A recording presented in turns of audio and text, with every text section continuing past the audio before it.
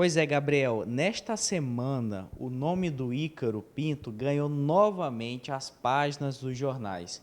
Isso porque ele, que estava foragido há cerca ali de 2 meses, se entregou à polícia. Essa entrega aconteceu ontem, terça-feira, e nós mostramos essa situação, conversamos tanto com o delegado Emilson Farias, coordenador da Delegacia Central de Flagrantes, onde o Ícaro se apresentou, quanto com o advogado de defesa dele, Dr. Dion Leal.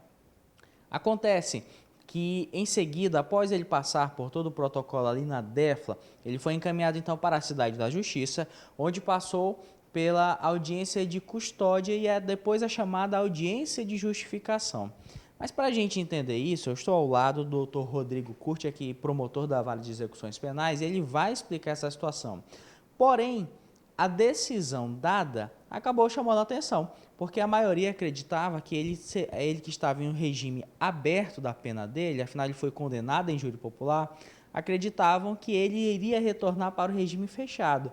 Mas na realidade ele retornou para o regime semiaberto, agora com o uso de tornozeleira eletrônica.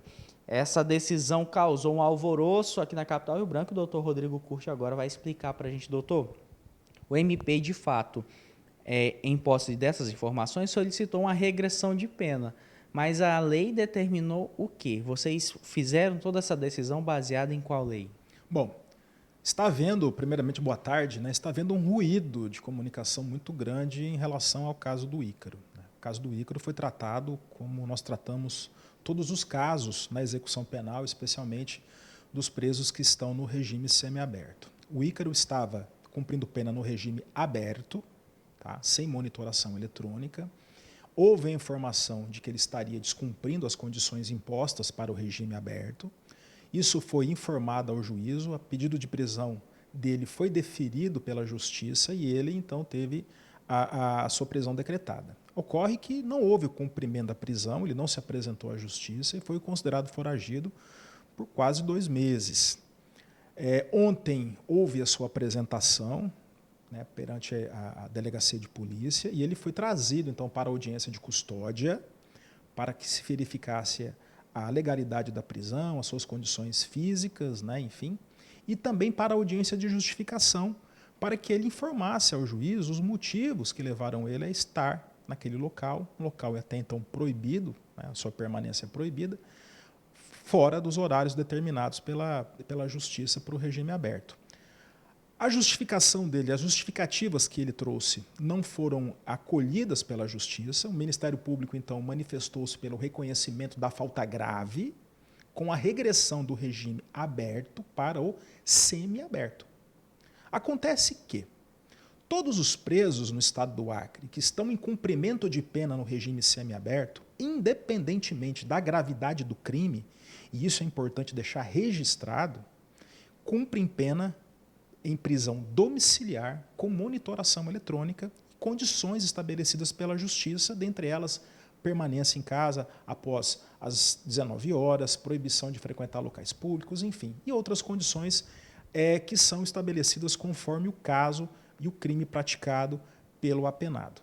Então o Ícaro está cumprindo pena no regime semiaberto, como todos estão cumprindo aqui no estado do Acre, em prisão domiciliar. A sua regressão ocorreu do aberto para o semiaberto. E esse caso ele desperta a atenção, porque teve uma repercussão nas mídias e na sociedade, e a gente entende que é difícil digerir essa situação, ainda mais um crime grave, praticado com violência, grave ameaça à pessoa. No caso, ele foi condenado por um crime de homicídio. Eu sei que é difícil para a sociedade aceitar. Mas isso reflete, é importante deixar claro, a realidade do nosso sistema penitenciário. Por que no estado do Acre as pessoas no regime, os condenados que estão cumprindo pena no regime semiaberto, cumprem pena em prisão domiciliar com monitoração eletrônica? Por um simples fato. Não há no estado do Acre casa específica, ou seja, um estabelecimento prisional específico em que haja colônia agrícola ou colônia industrial. Então, na ausência de estabelecimentos prisionais adequados, no caso, colônia penal agrícola ou colônia penal industrial, o Supremo Tribunal Federal deixou muito claro que, na ausência de estabelecimento prisional adequado, não pode o preso cumprir pena num regime mais grave. Por isso, todos os condenados em regime semiaberto, independentemente da gravidade do crime, cumprem pena em prisão domiciliar com monitoração eletrônica. Como não há investimento no sistema penitenciário, na construção desse tipo de estabelecimento prisional, todos vão para casa. E essa é uma responsabilidade do Poder Executivo, não é do Judiciário, do Ministério Público.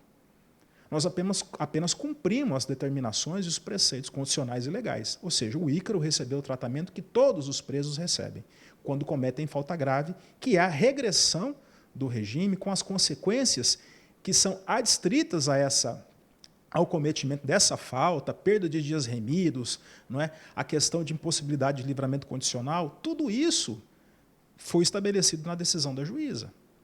Então, importante esse destaque e essa informação para a sociedade. Não houve aqui um tratamento diferenciado, pelo contrário. Houve o cometimento da falta grave, foi reconhecida a falta grave, como ele estava no regime aberto, regride para o semiaberto. E assim a Justiça o fez, com a apresentação dele, né, na delegacia de polícia e com a realização da audiência de justificação na data de ontem. Doutor Rodrigo Curti, muito obrigado pelas informações. Portanto, esses são as informações a respeito dessa situação que acabou gerando esses comentários, essa grande repercussão aqui na capital Rio Branco. Com imagens de Maidson Oliveira, Luan Rodrigo, para o Gazeta Alerta.